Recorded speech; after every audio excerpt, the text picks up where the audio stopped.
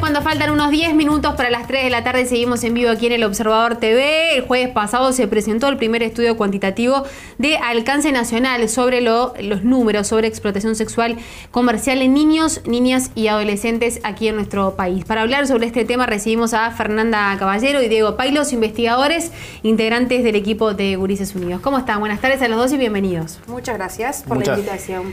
Bien, bueno, los números son realmente preocupantes, ¿no? O sea, pero como decíamos recién fuera de cámara, por lo menos se tiene una idea de en qué escenario estamos. Sí, para nosotros eso es como lo importante, ¿no? Partimos de la base de que no había cifras a nivel nacional que dieran cuenta de este fenómeno y bueno, esta investigación arranca con ese número, que es una estimación, que es un piso, creemos que hay más situaciones, pero nos da un pantallazo de cómo está el tema a nivel nacional. Bien, antes de ir a los números específicamente, al desglose y lo que eso significa, ¿cómo surge la idea de hacer este estudio? Sí, este estudio surge de una alianza interinstitucional entre Fundación Telefónica, con los cuales Gurises Unidos venimos manteniendo una alianza desde hace años, y otra alianza con el Instituto de Estadística de la Facultad de Ciencias Económicas de la Universidad de la República.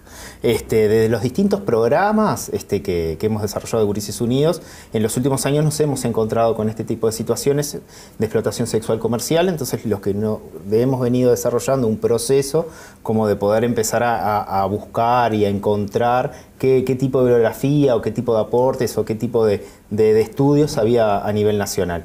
En eso nos encontramos con estudios como más de carácter cualitativo, que caracterizaban algunos territorios, algunas ciudades asociadas a determinadas dinámicas productivas o dinámicas turísticas o zonas de frontera. Lo que no encontramos fue un estudio que pudiera dimensionar el volumen de situaciones, qué cantidad de situaciones hoy en el Uruguay hay víctimas de explotación sexual comercial. Bien, ¿y cómo se llevó a cabo? Fue un arte. Hubo que diseñar una metodología específica porque es un fenómeno difícil de cuantificar. Nosotros teníamos ya una experiencia anterior cuando hicimos la primera cuantificación de niños en situación de calle, que es la población con la que empieza a trabajar Gurises Unidos. Y en alianza con el Instituto de Estadística, en ese momento se generó una metodología específica y en este caso también. Hubo en realidad que generar toda una muestra en lo que era Montevideo y el área metropolitana, en el interior.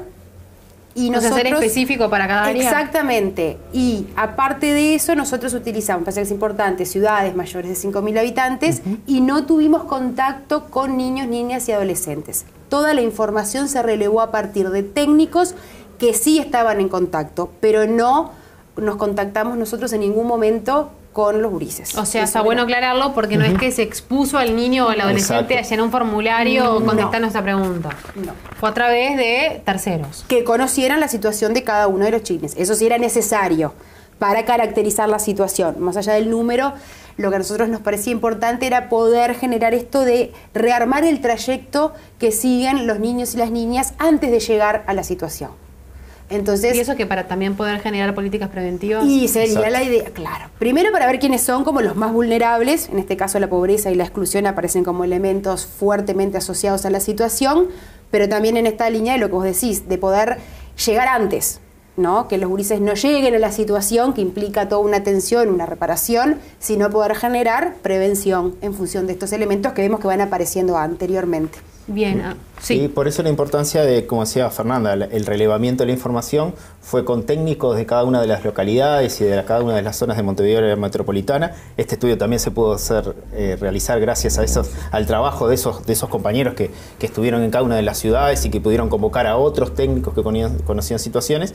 En esto de que a nosotros nos interesaba, si bien dimensionar la problemática, llegar a poder estimarla, pero también, como bien decía Fernanda, poder caracterizarla, ¿no? Poder entender, bueno, a ver por dónde van las rutas previas de estas víctimas de explotación sexual comercial. O sea que el compromiso de todos los actores fue fundamental para poder... Hubiera sido imposible para nosotros hacerlo solos. Esto necesitó de muchísima coordinación, de técnicos y no técnicos, porque ha participado gente de la comunidad que sí tenía vínculo con los gurises y conocía situaciones, que tuvieron que organizarse, conseguir el lugar, el relevamiento de la información era un día fijo en el que íbamos y el que estaba, y si no se estaba no se podía relevar esa información. Entonces fue pero fundamental el aporte de quienes trabajan día a día con los gurises, que nos brindaron a nosotros la información. ¿Con qué se encontraron una vez recabada la información?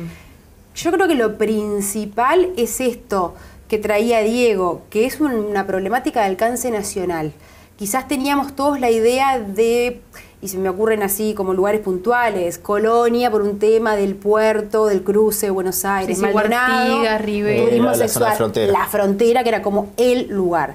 Y lo que vimos en este relevamiento es que no hay lugar que hayamos visitado donde no exista la situación, e incluso lugares que se pensaban, nosotros denominábamos de baja incidencia, donde creíamos que iba a haber pocas situaciones, terminaban teniendo más que los lugares más conocidos.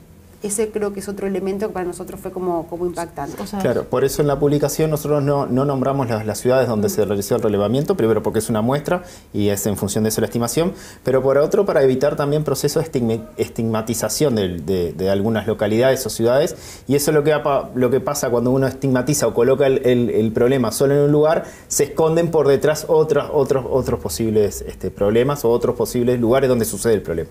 Entonces lo que nos da como conclusión el estudio es que sí, como bien decía Fernanda, lo que podemos establecer es que este es un problema de alcance nacional. Bien, lo que lo hace también más difícil de abarcar. Sí, porque hay que pensar en clave de políticas país, ¿no? Ya no es un lugar, no es lo mismo pensar en 1 o 2 casos, es terrible, igual, sean 1 sean 100, nosotros siempre decimos lo mismo. Sí. Mientras exista es un espanto.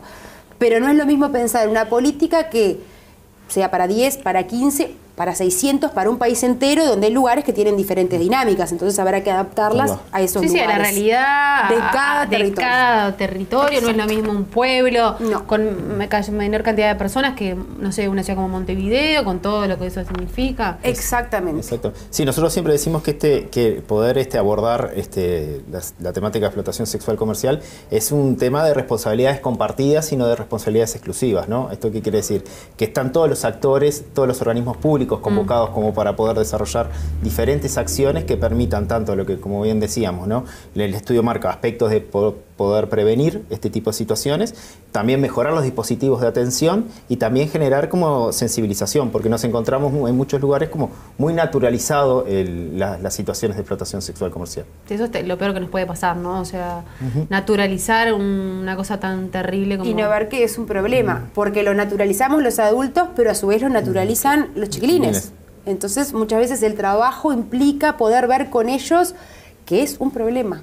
Y esto que decías recién del rol que tenemos todos, también los medios de comunicación, ¿verdad? Tenemos un rol fundamental donde muchas veces se ven situaciones, títulos o encares periodísticos que realmente no colaboran con esto. No, que a veces sirven como para seguir estigmatizando, ¿no? Nosotros somos como muy críticos del tema de hablar de prostitución infantil porque creemos no existe la prostitución infantil. No existe la prostitución infantil, es explotación sexual. Hay un adulto que está cometiendo un delito.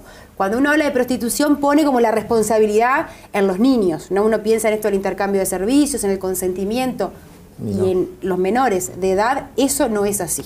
Eso es como bien importante. Y lo otro es el tema de poder proteger cuando uno da la noticia datos que hacen a la vida de ese niño, ¿no? A veces exponer determinados relatos judiciales de los chiquilines que sean detalles que no hacen a la diferencia y que pueden llegar a ver con la identidad o del lugar donde vive. Eso mismo. Que no cambian lo que uno quiere decir, pero sí exponen a estas niñas, y hablo en mayoría de niñas, porque son el 80%, es algo que arroja el estudio también, que las expone muchas veces a lugares muy chicos, donde además se conocen todos. Entonces es innecesario cuando uno puede brindar la misma información sin exponer. Claro, porque aparte de repente a ese niño, ese adolescente, se le agrega un problema más, ¿no? Exactamente. O sea, no solo la situación que está viviendo, sino también el ser señalado, claro. Y ahí se genera un proceso de revictimización, cuando en realidad el que está cometiendo el delito es el adulto. Y no el niño adolescente víctima de explotación. Entonces también en esto de dar datos o dar algunas características personales de los gurises que están en esta situación, en localidades muy pequeñas donde el anonimato no es tan grande, es fácilmente detectable, entonces eso puede generar como consecuencias profundizar daños que ya están generando esta situación. Sí, a veces no se hace desde la maldad, ¿no? No dice que claro. eso, pero muchas veces los comunicadores tenemos... Claro. Una forma de expresar ya por una educación, ¿no? Por eso que decías, por normalizar algo que no es así, que hay que tener mucho cuidado. De repente también tendremos que, no sé, aprender a informar este tipo de cosas, ¿no? Y ahí entra esto que decía Diego de la sensibilización, que a veces uno cree que es solo para los técnicos. Es para todos, todos tenemos que empezar a verlo como un problema, todos tenemos que muchas veces cuidar lo que decimos, nos pasa a nosotros también, ¿no? Que uno lo quiere explicar y se le va el prejuicio o la palabra que conoce o esto que tiene tan internalizado. Entonces hacer ese esfuerzo creemos que vale la pena para empezar a poner el foco donde debe ir, que no es en lo que hacen los chiquilines, sino en quien comete el delito, ¿no? Bien, volviendo al estudio, 1 de cada 4 casos es menor de 12 años, ¿es así? Sí, es así. 1 de cada 4 casos es menor de 12 años, pero en la franja etaria donde encontramos más situaciones es en la edad de 13 a 15 años, donde está el 48% de situaciones identificadas.